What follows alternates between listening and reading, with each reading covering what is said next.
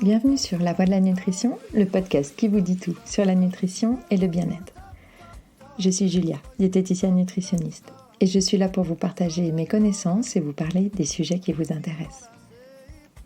Aujourd'hui, je vais vous parler de notre foie, un des organes majeurs de notre corps et de la nouvelle épidémie qui nous guette, la NASH, une cirrhose non alcoolique, aussi connue sous le nom de foie gras ou de maladie du soda.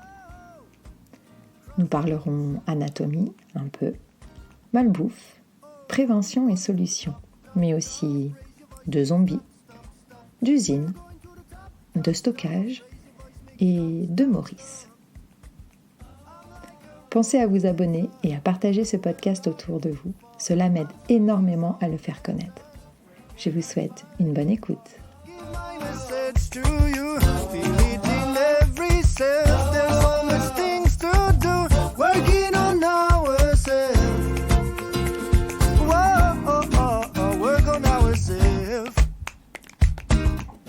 Laissez-moi démarrer ce podcast par une petite comptine. Il était une fois, dans la ville de Foix, une marchande de foie qui vendait du foie. Elle se dit « Ma foi, c'est la dernière fois que je vends du foie dans la ville de Foix. » Vous l'aurez deviné, nous allons aujourd'hui apprendre à connaître, à soigner et à chérir notre foie. Et ne vous faites pas de bile, cela n'est pas si dur que ça. Nous allons commencer par un peu d'anatomie, car pour mieux comprendre l'importance et l'impact d'un foie en bonne ou en mauvaise santé, vous devez d'abord connaître son rôle dans notre vie quotidienne. Vous allez voir que cet organe, posé là, un peu en plein milieu de notre abdomen, au-dessus de nos intestins, en bas à droite de notre cœur, recouvrant partiellement notre estomac, d'un ton marronasse, d'aspect flageolant peu ragoûtant au premier abord, est en fait un fabuleux et indispensable allié de notre santé. Faisons le tour de notre foie en quelques chiffres. C'est tout d'abord le plus grand organe de notre corps. Il mesure environ 30 cm de long pour 15 cm de haut et 8 cm d'épaisseur. Il pèse à lui seul 1,5 kg. C'est lui qui contient le volume de sang le plus important. En effet, c'est 1,4 litre de sang par minute qui transite par notre foie. Le foie est une véritable usine de transformation en tout genre et est impliqué dans plus de 300 fonctions vitales. Après le cerveau, c'est l'organe le plus actif de notre corps. Tout, absolument tout, passe par le foie. Il va transformer tous les nutriments, protéines, lipides, glucides, que l'estomac lui envoie, en produits finis, utilisables par les cellules. Donc, sans foie, pas d'énergie, pas de vie. Il est notre centre antipoison et traite, inactive et envoie à la déchetterie les substances potentiellement dangereuses pour notre corps, et notamment l'alcool. Il produit nombre d'enzymes, d'hormones et de molécules indispensables à nos systèmes hormonaux et immunitaires. Il détecte les microbes qui auraient pu traverser la paroi intestinale affaiblie et envoie alors une armée de macrophages, ou autrement dit des mangeurs de microbes, pour s'en débarrasser. Il est également le centre de logistique, le cœur du stockage de notre organisme. Il aura à charge de gérer l'équilibre énergétique, que ce soit lorsque les nutriments ne sont pas suffisants ou lorsqu'au contraire, ils arrivent en excès. Le foie, pour nous aider à garder un taux de sucre stable dans la journée, stocke jusqu'à 100 g de sucre, soit 20 morceaux. C'est ce qu'on appelle le glycogène. Et il le libère, selon les besoins, par petites quantités, entre les repas. Lorsque vous cogitez à fond sur votre ordinateur, vous consommez environ un demi-sucre à l'heure. Ça fait environ 40 heures de réserve pour faire travailler nos neurones. Quand vous bougez, par exemple pour un petit tour de course à pied, la consommation peut augmenter jusqu'à 3,5 morceaux de sucre par heure, soit à peu près 17 grammes. Pas de quoi se goinfrer avec une barre de Snickers ou un Magnum double chocolat caramel qui contiennent en moyenne 30 grammes de sucre. soit 10 morceaux, soit la moitié de la réserve énergétique de notre corps. Vous voyez le message subliminal ? Profitons-en pour parler du fameux coup de pompe de 11 heures, ou de la terrible hypoglycémie qui nous guette et du malaise certain qui nous attend si nous ne mangeons pas quelque chose.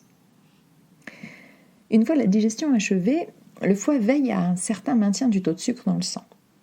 Mais il n'envoie pas de dose de sucre en permanence, non, il se repose de temps en temps. Il attend que le niveau soit suffisamment bas pour se mettre au travail.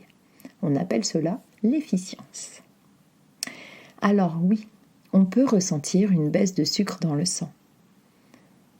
Mais ce qu'il serait bien, c'est de laisser le foie faire son boulot et de patienter 20-30 minutes avec cette petite faim, en s'occupant l'esprit ailleurs. Parce que c'est pour ces situations que le foie stocke de l'énergie. Et si vous réinjectez immédiatement du sucre dans votre corps, devinez quoi ? Vous serez en excès. Et donc, vous stockerez. Enfin, vous grossirez.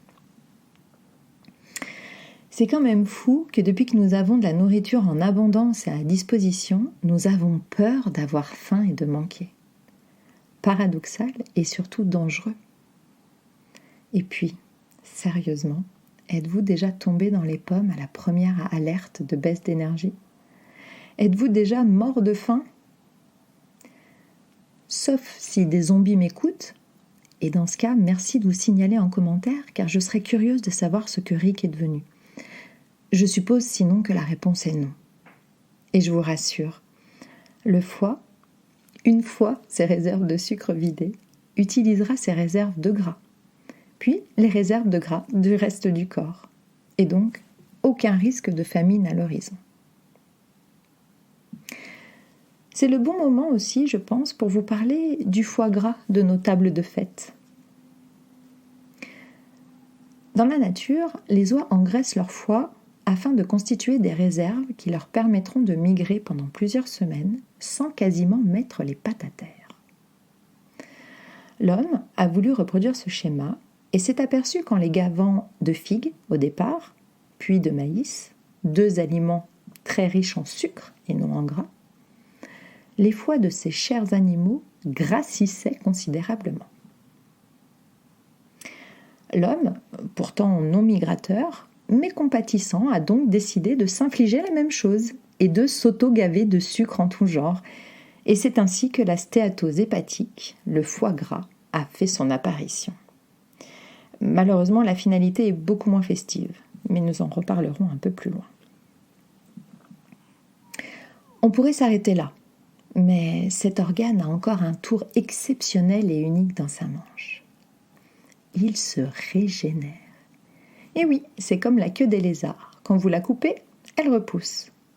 Le foie est le phénix de notre corps. Et heureusement, car contrairement au cœur, aux poumons ou aux reins, qui peuvent avoir une alternative technique médicale via des machines ou des pièces de rechange, à l'heure actuelle, aucune technologie n'est susceptible de remplacer le foie dans ses innombrables rôles dans notre organisme. Vous devez comprendre que tout ce qui rentre dans notre corps passera par le foie, les bonnes comme les mauvaises choses. Et tout super organe qu'il est, le foie peut tomber malade. Et oui, quand Maurice pousse le bouchon un peu trop loin, le foie finit par baisser les armes et apparaissent inflammation, fibrose, cirrhose, cancer, avec la perte progressive de ses capacités de régénération. Le foie a une autre particularité que je ne vous ai pas encore dévoilée. Il est dépourvu de nerfs et donc ne peut pas nous faire mal. Enfin, le cerveau ne nous indique aucun signe de souffrance. Ce qui rend les choses vicieuses, car lorsqu'il fait mal, il est déjà souvent trop tard. On appelle cela une maladie silencieuse, qui explique pourquoi la découverte est souvent fortuite lors d'un bilan sanguin de contrôle ou à un stade déjà bien avancé. Les maladies du foie ont évolué, et si les hépatites virales reculent ainsi que celles dues à l'alcool, malheureusement, elles sont remplacées par cette nouvelle inflammation du foie. la maladie du soda, la maladie du foie gras ou la NASH, qui est la forme la plus sévère. Le foie est surchargé de sucre au sens large du terme. Il ne peut plus le stocker sous forme de glycogène et se met alors à le stocker sous forme de gras. Le foie devient jaune, ses cellules se remplissent de gras. Le foie grossit. Et vous savez le pire dans cette maladie ? Elle est évitable. Et oui, c'est bien notre comportement alimentaire moderne déviant qui a fait naître ce nouveau tueur silencieux. Imaginez-vous de nouveau le foie comme une usine qui fabrique avec les mêmes matières premières, les mêmes produits finis, selon des protocoles bien établis depuis des millénaires. Et puis, tout d'un coup, de nouvelles matières premières arrivent, non identifiées, non comestibles pour certaines, et en quantité de plus en plus grande. Au début, l'usine s'adapte. Les machines, les cellules du foie gèrent les petits accros, les petits bouts de plastique mal fondus ou mal taillés. Ça passe. Mais au fur et à mesure, les erreurs sont plus grosses, plus nombreuses. Et là, tout déraille. La chaîne de production s'arrête, les machines cassent, l'usine perd en rendement et en efficacité. Tout tourne au ralenti. Certaines pièces ne sont même plus fabriquées. Et en plus, l'usine devient une gigantesque poubelle où s'entasse tout ce surplus. Les murs gonflent petit à petit, ne pouvant plus gérer l'arrivée incessante de ces nouvelles matières premières toxiques. Le foie, devient alors malade. Il devient gras. On appelle ce stade la stéatose. C'est la première étape vers la NASH. Épidémie émergente apparue aux États-Unis il y a une décennie, elle commence à atteindre notre vieux continent. En France, 1 personne sur 5 en serait déjà atteinte. Tout commence par un état inflammatoire, réponse à une agression, que ce soit alcool, malbouffe, médicaments, mais aussi virus. État que l'on appelle hépatite. Le it veut dire inflammation, comme dans bronchite, conjonctivite ou gastro-entérite. Cet état peut être transitoire. On part alors de phase aiguë. Mais si l'agression persiste, l'inflammation devient chronique et elle entraîne des lésions, comme des cicatrices, altérant la qualité du tissu hépatique. Le foie devient alors fibreux et on passe au stade de la cirrhose. L'aggravation suivante est l'apparition d'un cancer. Que ce soit au stade le plus grave ou au stade de prémisse, avec seulement un foie gras, aujourd'hui, il n'y a aucun médicament susceptible d'aider à faire machine arrière. Pas parce que la NASH est une maladie récente, mais simplement parce que faire disparaître le gras stocké dans le foie n'a d'autre solution que de perdre du poids et de s'alimenter de façon à soulager et à protéger notre foie. La seule solution médicale est la greffe de foie, en dernier recours, avec tous les risques opératoires et de rejet que cela suppose. Et pour l'avoir vécu avec l'un de mes patients, la liste d'attente est très longue, les donneurs très peu nombreux et les cirrhoses non alcooliques loin d'être dans les critères prioritaires, malgré qu'aujourd'hui, elles soient la première cause d'atteinte hépatique. La solution, quel que soit le stade, est de faire maigrir notre foie grâce à l'alimentation. Et il n'est jamais trop tôt pour prévenir et pour agir. Voilà quelques pistes pour vous aider. Déjà, ce qui doit vous alarmer, une fatigue chronique, un état léthargique, un besoin d'énergie accrue pour effectuer des tâches habituelles, une fatigue supérieure à ce que vous avez l'habitude pour un effort physique connu. Bref, votre foie est épuisé et vous avec. À cela peut s'ajouter un saignement régulier des gencives ou du nez en se mouchant un peu trop fort, des paumes de main rouges, des démangeaisons sous-cutanées. Bien sûr, ces symptômes peuvent venir d'autres raisons, mais il est de bon ton d'en parler à votre médecin si vous sentez que quelque chose cloche, car un simple bilan sanguin pourra vite tirer les choses au clair. Et dans cette maladie, la clé et la détection précoce. De plus, les personnes en surpoids, présentant des signes de diabète ou d'hypertension, sont plus prédisposées à déclencher un foie gras. Et si vous ne vous sentez pas concerné par ces symptômes, mais que, au fond de vous, vous savez que vous faites sûrement un peu trop d'excès, rappelez-vous ceci.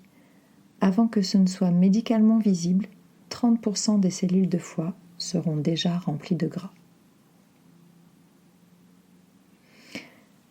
Parce que vous ne mangez jamais de dessert ou de chocolat, ni consommez de boissons sucrées ou alcoolisées, ou que vous faites du sport, ne vous croyez pas à l'abri.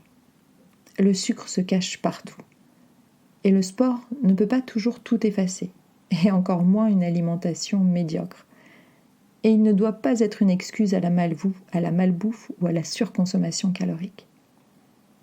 Une pizza, c'est 6 heures de course à pied pour l'éliminer. Un croissant, 40 minutes ou 80 minutes de marche.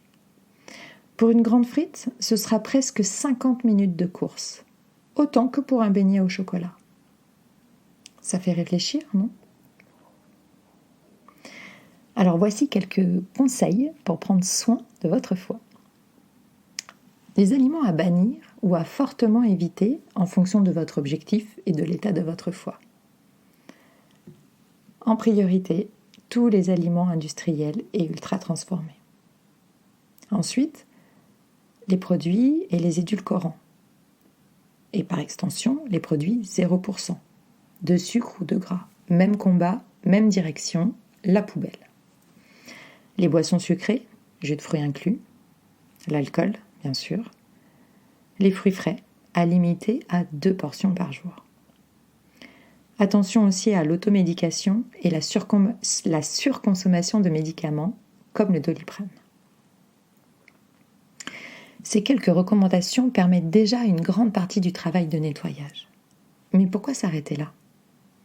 Voici donc quelques aliments et plantes qui peuvent favoriser la bonne santé de votre foie, en parallèle d'une alimentation variée, équilibrée et de saison.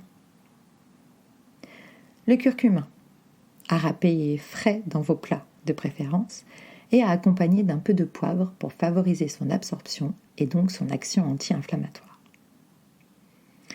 Le ginseng, le chardon-marie, le radis noir, des plantes bien connues pour leurs vertus dépuratives et amies du foie. Mais ces compléments doivent être considérés pour ce qu'ils sont, des aides et non des pilules magiques. De par leur concentration importante en actifs, il est aussi important d'être extrêmement vigilant sur leur qualité et de privilégier des produits bio au traçage sérieux. Côté boisson, une infusion de romarin, 1 à 2 cafés par jour et 1 ou 2 thés verts pourront aussi apporter leur soutien antioxydatif et anti-inflammatoire au foie. Vous voilà averti et prêt à prendre soin de vous et de votre foie. Ce n'est pas une fatalité et vous avez toutes les armes dans vos fourchettes pour sortir vainqueur. J'espère comme toujours que vous avez appris des choses et si vous avez des questions, n'hésitez pas à venir échanger avec moi sur mes réseaux sociaux. Je vous dis à jeudi prochain. Prenez soin de vous et de votre foie. Feel what I say, get involved in the fight, learn how to play. We have faith in our dreams and direction. You know we're going upstream.